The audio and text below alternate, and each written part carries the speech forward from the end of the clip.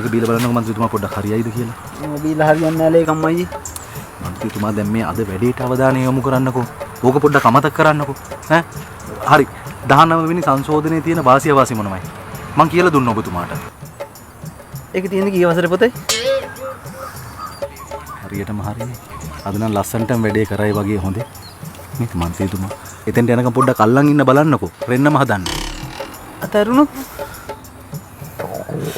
ඔය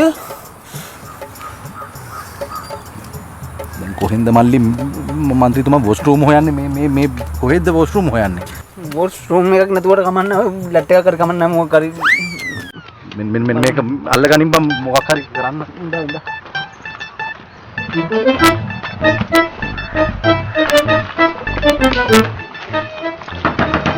ලැට් එකේ කවුද? ලැට් එකේ කවුද? පොඩ්ඩක් ඉක්මන් කරනවද මේ මන්ත්‍රීතුමාට පොඩි හදිස්සියක්.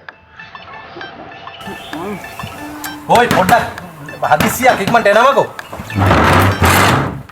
ලැට් එකක් නෙමෙයි මේක තම්සලාම හදලා දීපු ගෙයක්.